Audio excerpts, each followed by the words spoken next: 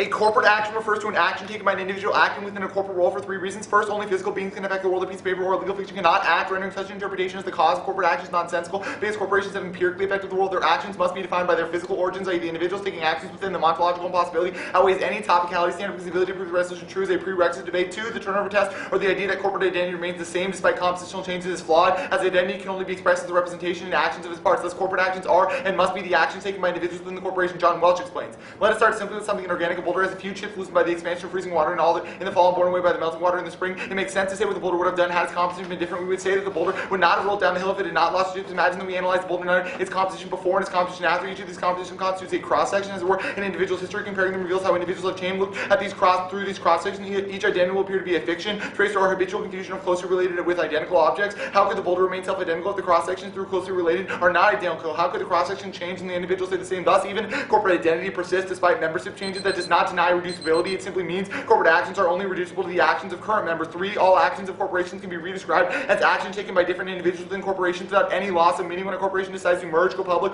or design a new product, these actions are really taken by particular members of the corporation, not the corporation itself. This interpretation does not render the resolution a tautology, but rather clarifies the question of the resolution to compare corporate versus non-corporate human actors. For instance, a fireman and myself are both humans, but we might have distinct obligations based on our role. In order for a distinction between a corporate action and an individual action to be sufficient to negate, it must be A, categorical, as it would only make the resolution false sometimes, and B, it must be articulated as morally relevant, as not all differences justify different treatment. Standard, it's defined by the Random House Dictionary as a rule or principle and is used as the basis for judgment. Obligations are derived from the notion that individuals ought to act in accordance with such principles. Thus, even if two actors have distinct obligations, if the obligations are derived from the same principles, they are being held to the same moral standards. Lastly, because there are always multiple valid interpretations of the topical and rejecting apt interpretation when clear abuse exists, being reasonably topical is sufficient. Absent clear abuse, the affirmative has the right to define the terms of debate as a strategic trade-off between apt and negative advantage. It's bound to ask speaking first and last in establishing debate. Since the resolution questions moral standards and not morality itself, we do not need to analyze the substance of those standards, but rather structurally whether distinct roles justify distinct moral standards. Lawrence Mitchell writes, it may seem difficult to discuss corporate morality without defining morality itself, but this is not an issue that needs to be resolved for the purpose of this discussion, because all that is relevant is that you accept the belief that morality does exist, regardless of whether it is procedurally based, deontological, consequential, or whether it comes in any other flavor. This assumption alone is enough to explore what happens if an individual's moral framework within the corporate environment. This argument is, in other words, structural and not substantive. The purpose of morality, regardless of what kind it is to judge if different actors are at fault for particular actions. Once it fails to be able to do so, then morality devolves into nihilism, since it no longer serves as a useful guiding principle for actions. If morality is inappropriately applied to 8 different agents, those who are unjustly exempted from those standards will be arbitrarily able to violate the dignity of others with impunity. This undermines any moral theory, since they all presuppose the value of humans. Thus, the affirmative burden, which functions as the weighing standard for this round, is to prove that the corporate role does not justify distinct moral standards for individuals. The negative burden is to prove the converse, that the corporate role does justify distinct moral standards for individuals. Prefer this weighing mechanism because it is derived directly from the conflict of the resolution. Any more specific or generalizing standard would arbitrarily exclude relevant arguments. I contend that both individuals acting within corporate roles and outside corporate roles ought to be held to individual moral standards. Merely because they are acting within corporate roles does not render corporate employees exempt from individual moral standards. Everett Flores explains. First, the individuals freely chosen to become members of the collective organization. Thus, they are not relieved of their moral responsibility by the mere fact that their behavior is rule governed. While one decision to resign will of course be presumed or pressured by circumstances that make quitting undesirable, they never coerce a person to contribute to immoral activities. Second, individuals usually benefit personally from the profit or achievement of the organization, thus never act wholly impersonally. Individuals do not act merely as representations of an organization, but are acting for themselves as well. It would seem odd to suppose that individuals may be entitled to the benefits of a role, but do not bear the responsibility that may result from playing a role. Finally, individuals may bring various moral qualities into the space they fill within their position. This space permits the individual to incorporate personal values when making role-defined decisions. The role merely provides the general outline of the duties and expectations inherent to the role, permits the role player the opportunity to define the role according to his or her own idiosyncrasies. Also, assigning different moral standards to different realms for the same actor destroys the intention of morality to constrain actions, because anytime an individual wishes to act immorally, they would simply take the path of least resistance by acting within the less constrained sphere. Reversing the scenario by making the corporate sphere the more constrained sphere merely perpetuates the problem by creating incentives to abuse the non-corporate instead of corporate sphere. Only by applying the same moral standards to both spheres can we appropriately constrain action and preserve the intention of morality as a guiding force. Next, since moral standards are universal, they apply to all individuals regardless of position. Dennis Quinn 1 writes, businesses have no special rules. They waive the moral obligations that managers have as humans. Certain duties adhere to us just by the virtue of our humanity. That which is most human about us is not our interests or desires. Other species have interests and desires too, but our rational minds. The rational mind will wish to act from principles that are universal. The principle will be generated from a reflection of rights and consequences. The core principles that we all recognize, which include avoid harm to others and respect to the autonomy of others, are generated in either case. Acting with regard to these principles and moral obligation of all humans is no matter what profession or position. Further, according to the principles of deductive logic, if the premises of an argument are true and the reasoning is valid, then the conclusion must be true. true. Thus, if two different but logically valid arguments produce conclusions which contradict each other, at least one of the premises must be false. Thus, to avoid contradictory moral conclusions, we must only have one starting premise or a universal set of moral standards that applies to all actions. Lastly, fiduciary obligations only group people within corporate roles still ought to adhere to individual moral standards. Quinn 2 adds, the principal agent views claims that the owner's managers are his or her agents. That claim usually means that the managers should act in the owner's economic interest. This logic must also mean that the owner's moral obligations to respect basic principles pass through to and are obligatory for the senior managers who act for them. Otherwise, the business firm would serve as an institution that dissipates moral obligation. If an agent is paid a fee to alienate his or her moral obligations, is this not the same as saying that when it is an agent's self-interest, he or she may ignore her moral obligations? One objection might be that the manager has promised to maximize shareholder wealth. This is not valid. However, moral principles are antecedent to the contract between the principal and the agent and cannot be suspended by agreement between them. To promise to maximize wealth does not have the same primary status. For example, avoiding harm to others. Further, it is not sensible to talk about the morality of promising to ignore other moral obligations to advance the wealth of someone else. After all, the moral logic that leads you to the conclusion that one is honored or obliged, or that one is obliged to honor a contract, is the same moral logic that says one has moral obligations to begin with. How can one be morally bound to ignore other moral obligations? Okay, topic AC, you said the actions of individual or actions of corporations are reducible to that of individuals, right? Yeah. Is that enough for a reason to affirm just those three arguments? No. Regardless of the case? No. No. Okay, so it depends on the rest of the case, right? Yeah. All right. So you set out in that burden that you just have to demonstrate that the corporate role doesn't justify distinct standards, right? Yes. But the implicit value in that is morality, correct? Sure. Right, because you have arguments linking morality. The implicit value is morality. Sweet. Okay. Would it be fair for one of us to add a word to the resolution? I mean, I don't think I'm adding any words. I know, I understand. But would it be fair? I mean, I don't know if I can answer that question in a vacuum. In a vacuum? What do you mean to add a word to the resolution? If we were to debate the resolution as if like for instance, if I ran a case that decided to add a word to the resolution, would that be fair? In certain contexts, yes. For instance, if you were to say on balance, insert resolution, I think that kind of an argument could be justified insofar as you could say like, what? Why is that justified? I mean, in a particular scenario, I don't know why that. I'm not going to suggest justifications for that particular interpretation, but I would say that you could make justifications for doing that. But then again, I mean, if you're fishing for links, I'm not going to give you one. What about removing a word? What about removing a word? My argument is not that corporate. I understand that. Removing the word? I don't know. Same thing applies. You could make justifications for why it's true or not. I'm not going to make an absolute concession that removal or insertion of words in the resolution is necessarily bad. All right. All right. No more questions.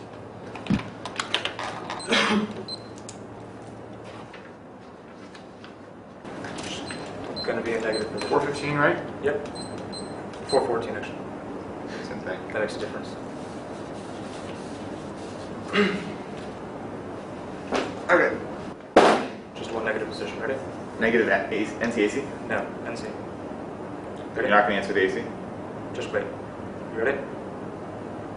A negative resolution result, the actions of corporations ought to be held to the same moral standards as the actions of individuals. Observation 1, the role of the bell. The function of the bell must be to evaluate the language of the affirmative's advocacy. Language is important in its way in which we construct meaning and value. PhD Helen Hayes argues. Communitarian thinkers emphasize the primacy of language in social interaction and the generation of meaning. Human life is fundamentally dialogic. We become full human agents capable of understanding ourselves and hence having an identity through our acquisition of rich human languages of expression. If social interaction is crucible in meaning, then the child learns about morality through discourse and through social practices. The meaning of something, including meaning around identity and morality, depends on what is comprehensible and recognized within our social community. Social beings create their identity through shared discourse and language. As Hayes argues, the pedagogy of morality is dependent on discourse and language. Thus, in order for a moral evaluation to have meaning and deserve an endorsement, it must be free from language that is counterproductive to morality's intended aims. For instance, it would be absurd to endorse potentially moral hate crime laws if the language used to refer to various groups were racial epithets and slurs. This also means that the harms with respect to the use of certain language must precede the value criterion structure, insofar as the structure is only morally relevant if supported by proper discourse. If I win that the rhetoric of the affirmative is, in fact, harmful to the pursuit of morality, I should win the debate. Observation 2, the value of inclusive counter-advocacy. The text of the negative counter-advocacy is that the actions of corporations ought to be held to the same moral standards as the actions of persons. The negative recognizes the harmful implications of the word individual and instead embraces positive connotations of the word persons. Subpoint A, the counter-advocacy solves 100% of the affirmative. The negative simply replaces the word individuals with persons and captures every argument outlined in the AC.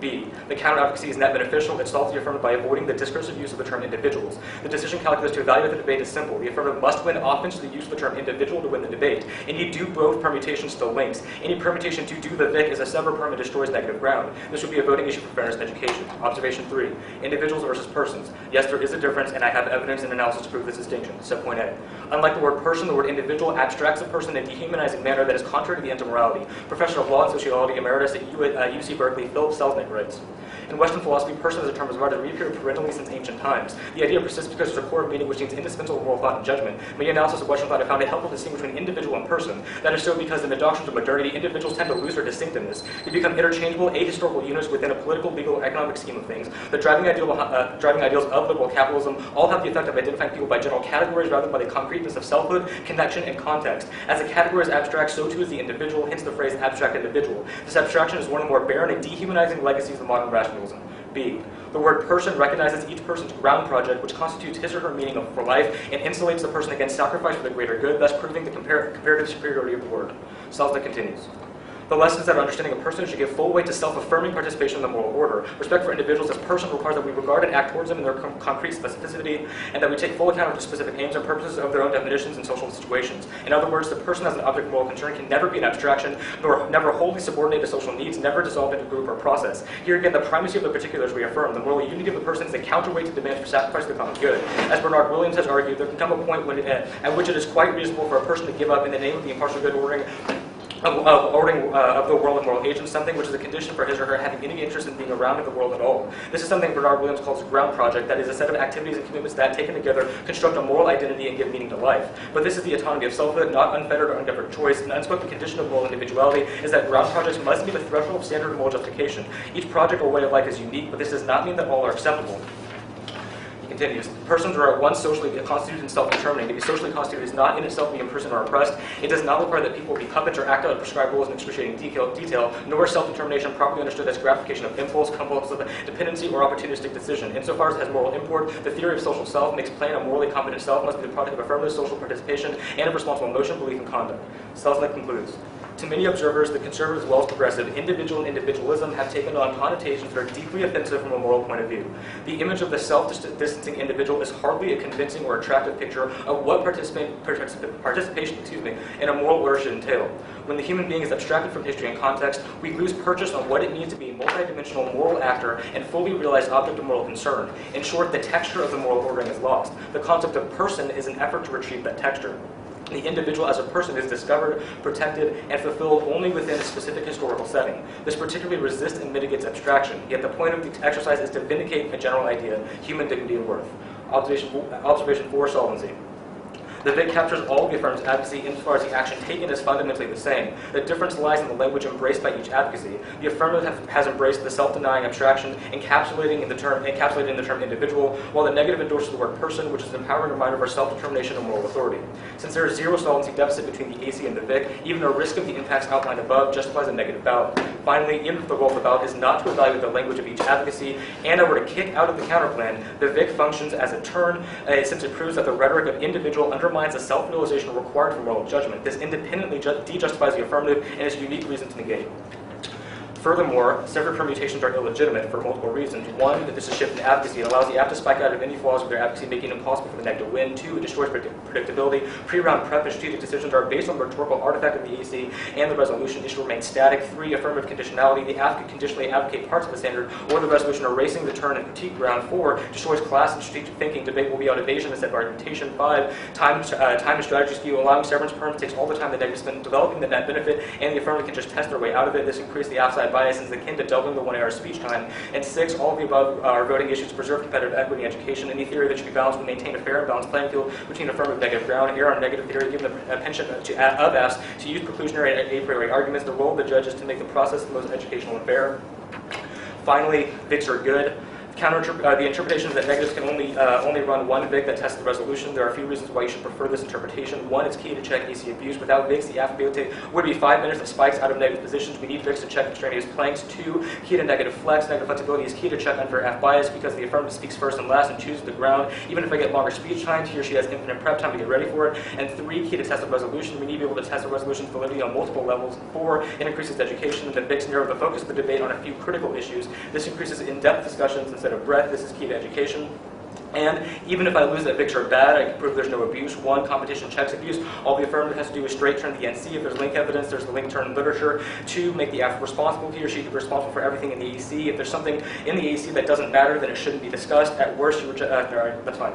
So you can look to the AC. Remember, he says the top part is not an a priori reason to affirm, and even if it were, the VIC would still apply. Insofar, we shouldn't affirm the resolution. We should affirm the counter ethics I provided you, which is that the actions of corporations ought to be held to the same moral standards as the actions of persons. Looking for cross-text.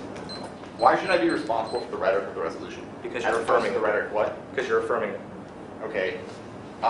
What's the status of the critique? Can you kick it? Yes. If I turn it, can you kick it?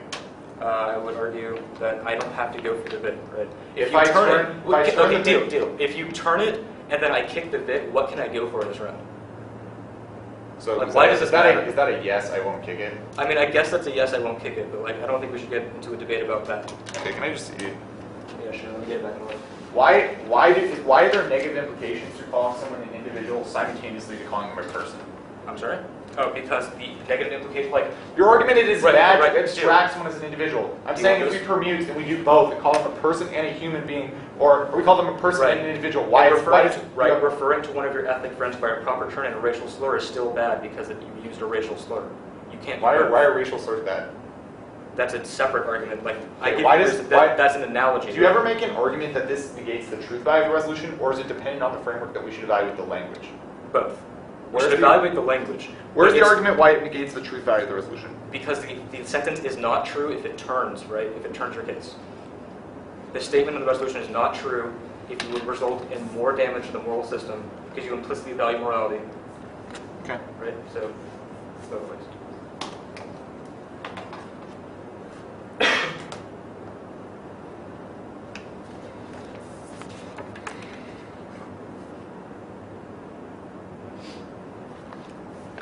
Okay, let's go through the harms, the cells and evidence. What's the first piece of evidence say? You're holding it. If you want me to elaborate very articulately, I might need to look at the actual warrant. I believe the first piece of cells as evidence says that the use of the word individual is bad because it abstracts people, abstracts persons outside of their historical context and treats them as a category.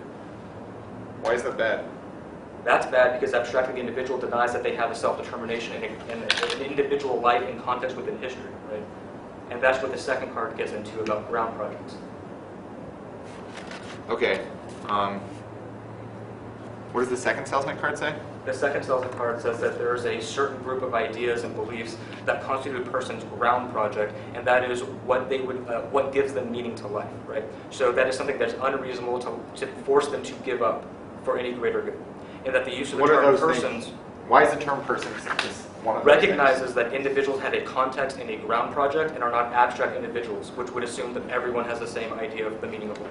Okay, and the second and third salesman card both say this because you just say says and it concludes. Right, says and concludes. That last card talks specifically in the same card to the distinction between persons and individual, how individual abstracts the person outside of a context and persons is an effort to retrieve that texture.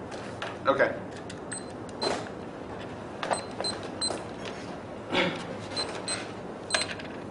We're going to start with the argument below what the app burden is. Okay? You got that, Brian? Extend that the negative burden to prove the converse of the resolution that the corporate role does justify different moral standards for individuals. You can extend the argument that you prefer this weighing mechanism because it's derived directly from the conflict of the resolution. Any more specific or generalizing standard would arbitrarily exclude relevant arguments. That means he doesn't disprove the truth value of the resolution. He only has links to his linguistic arguments. That means you can extend the Flores analysis that says people choose to join corporations so that it doesn't justify different moral standards. NC. One, my opponent's project is merely an attempt to cope with the hegemonic order we gain pleasure from the act of criticizing that we actually come to enjoy the domination because it provides us a chance of symbolic and performance methods of subversion only create a pacifying effect with an illusion of change so the masses continue to dominate. Two, their use of debate as an avenue for this kind of empowerment exacerbate the problem of framing liberation debate arguments encourage the debate community to view the movement as another distinct reality that we rant about for 45 minutes rather than something politically worthwhile. Three, my opponent's performance is disingenuous that warrants voting me out because I'm turning on what they like. What they care about the performance as a ballot winning tool. This is true because A, they didn't disclose the case to me before the round, which is maximize the chance that I would concede or read a better discourse, and I could have changed how I framed the discourse in the ACB. B, we've already all heard and participated in the discourse of the benefits will fall without my opponent needing the ballot. If the opponent truly believed that he could change the world, he would be willing to show a loss for this character to do, otherwise would do as unnecessary punishment for me having bad luck to be in the same round as a political movement. Also, my opponent tried to establish an alternative paradigm for the ballot. If they don't win under that paradigm, they can't access the ballot without making new links in the next speech. 4, turn claiming discourse comes before anything else is a performative contradiction that destroys the validity of the speech act. I098. Already by delivering a speech act raise the validity of claim, we can necessarily let it back by good reason. The reason however is to be counted as good or valid would be withstand the detailed scrutiny. This is our validity claim. The principle is not constraining the person to whom it was raised, but implied that there must be acceptable every reason a person be honestly search for the truth of righteousness. We have in order to consider every possible counter-argument principle to encourage the action or subject dialogue that allows individuals to criticize the proposal and bring towards their own, elucidating the other arguments, performative contradiction, thus affirmative, and the speech act closes the valid counter productions. Also, 1, they're not topically interpretation firm has to defend the hypo-ethical normative statement as resolved, meaning they have to reach a certain stable conclusion. That means that the effect of the words is irrelevant. The resolution does not say resolved. High school debaters should not talk about the just or unjust nature of whether corporations and stuff. B, roll of the ballot. The judge's ballot can only be a reflection of whom won the truth value of the resolution, not some particular ethical or political statement. C, their framework question competitive equity. 1, ground if I win that the resolution is a bad idea as a whole. They win that they should talk about the resolution in reference to whatever. We have no arbitrary winner. Arbitrary winner. The reduced negative grounds to say that talking is bad. This is terrible. Negative ground makes it impossible to win. 2, moving target. If you vote negative for anything they say not rooted in the normative argumentation, every argument that makes another possible reason to embrace embrace my particular argument, since the arguments are not grounded in normative logic, they can keep them all, or they can keep them all. The framework encourages moving target against the affirmative and massive engine. 3, extra topical, voting affirmative or voting negative on an advocacy not rooted in the contentious clause to defend more than the resolution, such as racism is bad, reject patriarchy, or listen to divergent voices, and independent voting issue, because it makes all my research irrelevant, which encourages lazy and bad debate. 4, air affirmative, the negative interpretations doesn't provide for a criterion who wins the debate and risk a devolution into dueling oratories and need defensive arguments regarding competitive equity to justify their framework. The alternative says no limits. Voters is a voter for fairness, which is a prerequisite to having acceptable grounds, because if both sides don't have a reasonably equal chance to win debates, competitive activity has to be constrained by rules, and debate uses the adversarial system and its truth presuming it frames it as substantive education. Then go to the framework. First, no impact. There is no social construction. Even if we say individuals in abstraction, there's no articulate argument as to why abstraction is bad. He just says dehumanization, but he doesn't articulate why this is bad. I would say that there's no textual implying that the human object distinction is important. But second, no impact of applying moral standards to a rock or hurricane leads to a desirable outcome. There's no point. There's no consequence to dehumanizing or humanizing those objects. But 3, corporations only need to be moral actors, not moral persons, to be held to moral standards. Thus, Richard George writes, corporations are subject to moral rules without being moral persons. As human creations, which are used by human beings for certain ends, and which can be said to act, corporations have the status of moral actors. Immoral actors are subject to the moral law, and one can evaluate such an action for the moral point of view and the moral rights of the moral person does. If a corporation unjustly discriminates immoral, moreover, I would say 2, it's a resolution flaw. I shouldn't be blamed for that particular flaw. But 3, I would say you can turn it. We include more things in the discussion. But 4, I would say permute, do them both. There is no consequence. But 5, I would say turn it. We can deconstruct the social construction, which solves its net benefit. But 6, turn it again. By anthropocentrism, I can solve that argument by excluding that humans are the most important thing in the realm. We should view other things as objects external to our pleasure and manipulation. We have to view that humans are not the center of the universe. Alright. Let's go to the Negburn new stuff. Why am I not proving that the actions of corporations ought not to be held to the same standards as actions of individuals? Because you're not justifying that the corporate role justifies distinct moral standards, which I establish as the negative burden. It's a reason to prefer that burden. No, the negative burden is proving the converse of the resolution. Nope. No. I clarify. You just said the negative burden is proving the converse of the resolution. And then I clarify what that means. Right. As per my interpretation of the resolution. David, you dropped it, man. No, but insofar as I give you a reason why you don't do it, that implicitly answers that. That's a reason why you don't. No, because I established a proactive negative burden that says do X. Yeah, I did X. The way you describe what X is, though, is what I make an argument in the next speech, man. Let's go with, what's the first response on the Vic? That we have a pacifying effect, right? Yeah. How is that true? What are we pacifying by avoiding your rhetoric? Wait, which argument are you referring to? The very top, the first thing you say on the Vic. Oh. Hegemonic something. My argument is that you have a pacifying effect in the sense that like this criticism precludes social action. The argument is that like if you could have like this would give credence to arguments like if you wanted this discourse was so important you would have told me about it. I could have changed the rhetoric of my case. No, like the argument is that when you said the word individual in this round, so you should lose. The argument is that we shouldn't affirm an idea that contains the word individual. My argument is I could not. So I could avoid that. I could avoid that continuum. Absent your project functions as like a competitive form of domination that doesn't function as an avenue for social revolution. My argument is that is bad. Why am I arguing that we need social revolution? I'm not even. I'm arguing that social revolution is good because it solves the underlying roots of problems. Okay, so explain to me again why us avoiding the use of, say, racial slurs is a bad thing. It's not. My argument is that it shouldn't be a tool to win a debate round, and that it shouldn't act as a form of domination as your speech act. But should I be able to win debate rounds when I use them, even though they're morally wrong? Or should I be able to affirm a resolution that uses that word? I would say that this comes under my argument that I shouldn't be blamed for resolutional wording. Okay, let's go to the. I should be responsible for my rhetoric. Let's defend hyponormative. Yeah, I mean, my argument is that you have to defend the truth value of the resolution, not a linguistic framework. How am I not defending the truth? Or that's on the AC. I said that is what it would mean to. So this topicality goes away insofar as I answer the negative burden extension, right? Yes. Okay. Then let's deal with what's the fifth turn on the back of the case. Like, do you have everything written out as a block? No. Okay. Well, can I see what you read in terms of? Yeah. All right. Can I see what you read? Like off blocks. Thanks. Do both. Deconstruct. What's the anthropocentrism argument? That's not written. Okay. What is the argument is that like your argument is centered around the idea that humans are necessarily more important. To abstract them diminishes their unique and important qualities. My argument is that view is necessarily exclusionary, not to be rejected, and that abstraction actually functions as a good thing.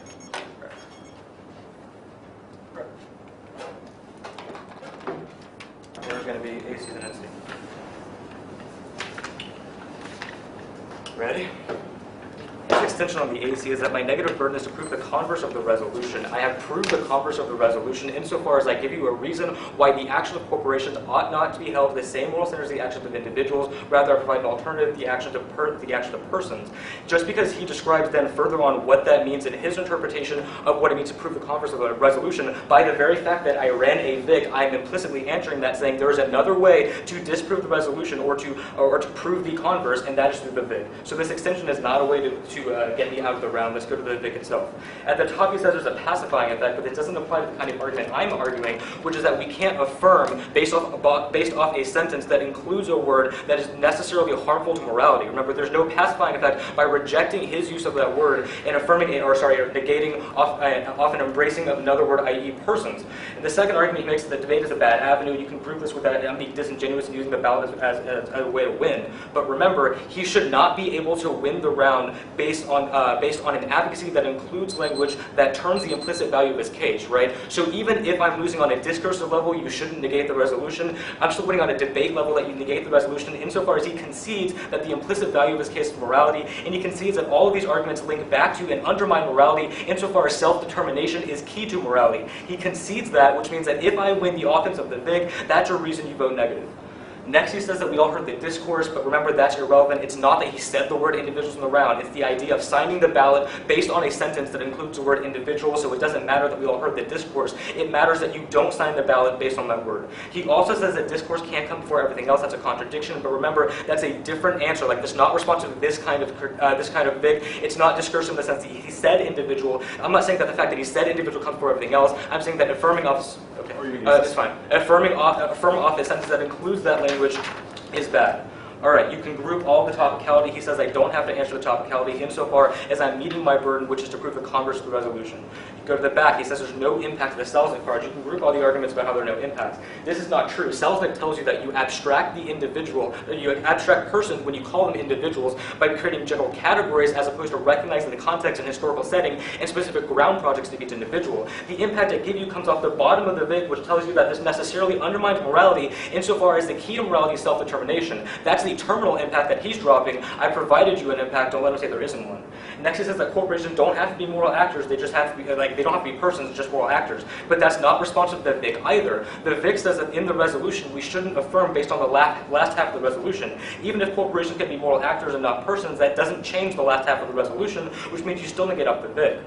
Next, he says you shouldn't lose because the resolution is flawed. But remember, insofar as he has to defend all of the resolution, and I'm winning that he can't sever out of any of the resolution, that's the reason why he has to defend it. Insofar as I provided evidence as to why that's bad, he concedes the argumentation that there is counter evidence as to why that's good. He should be prepared to defend why the use of the word individual is a good thing, as opposed to just getting up and making theoretical objections in a topicality.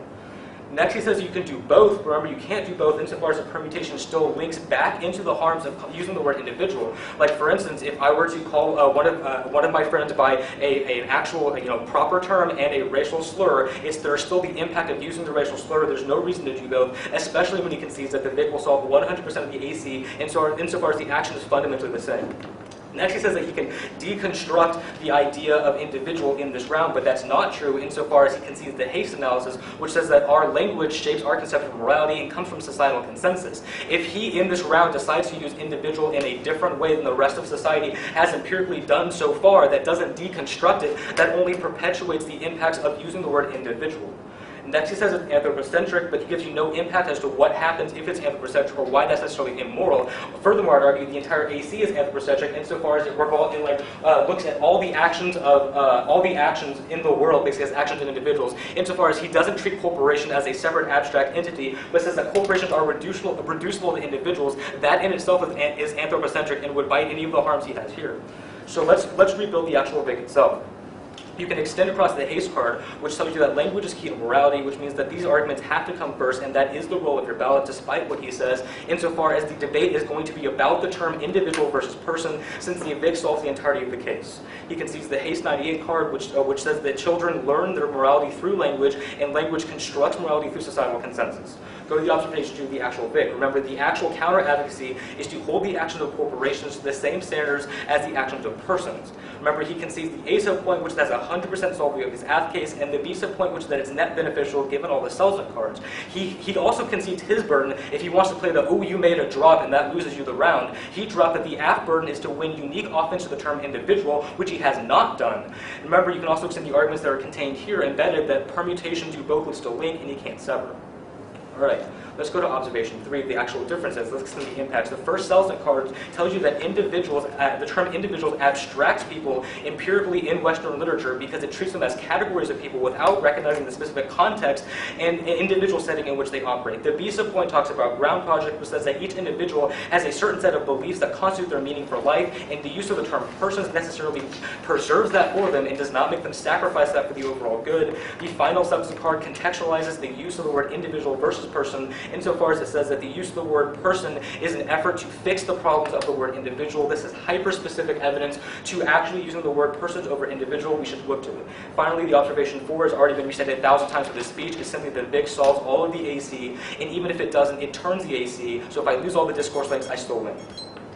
Start in the AC burden.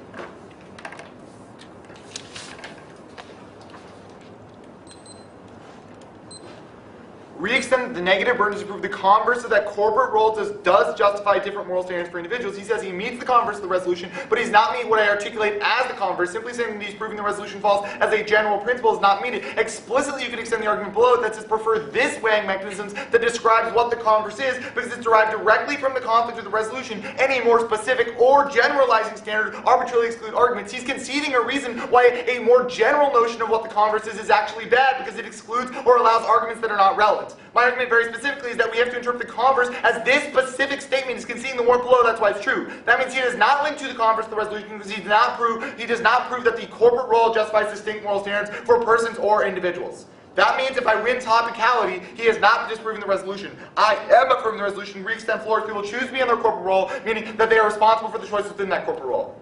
Go to T. He's conceding that if the ground argument that if he gets to talk about the linguistic framework, this is bad because the AC does not hedge against it. Moreover, he's conceding that my argument is reduced to saying talking is bad or language is bad, which is terrible ground. He's conceding that weighing analysis, which means that his alternative framework is necessarily unfair. Moreover, he's conceding that the number 2 that he's a moving target. It says that if you vote negative for anything they say is not mooted in normative argumentation that roots to the resolution, then every argument in embracing his argument is sufficient, which doesn't give me argument to A, turn it, B, answer it, and allows him to kick it. This creates a massive moving target. These are conceded arguments. He is conceding that fairness comes first in the round before discourse or reality because A, the debate is competitive activity that's constrained by rules, and B, that debate uses the adversarial system in its pursuit of truth, meaning that if there is an abuse or skew of distribution of ground, we cannot adjudicate the resolution. That means he is not meeting his burden to prove the resolution true because it's specific, because I specify what it means to prove the converse. He's conceding why that specificity of the converse is good. He's conceding on topicality that is bad vote F. Go to the K itself. First, extend the number 3 that says this discourse that I should be punished is bad because A, he did not disclose before round, meaning if his argument is actually valuable, he would have told me before the round so I could change the case or make an observation in my F to change how the resolution functions. But B, the fact that we have he's conceding the B that we already participated in the discourse, meaning there is no relevant reason to negate the resolution. That takes out any offense he gains because it says that the discourse has already been talked about, meaning it's bad. Then you can extend the number 4 that he's not answering well. It says that the fact that we are not go to 4. Go down. Extend the argument that that I should not be blamed for resolutional flaws on the Selznick evidence below. I told you that I should be blamed for my own discourse, that it is unfair to hold me accountable for the resolutions text because I cannot change the text. He is terminally not answering this argument. He says I can't sever from my advocacy, but he's not answering as to why my counter-interpretation is that he should be able to critique the discourse I use in the affirmative position, the discourse I advocate. He should not be able to critique the discourse of the resolution. That solves back all of his arguments about why language is good, because I say he can still critique, but he shouldn't be able to critique the resolution. That means the K is terminally not a reason to vote for him. You can re-extend the deconstruction argument. I function to take back language, much like the gays took back the word queer. I am deconstructing the social hierarchy.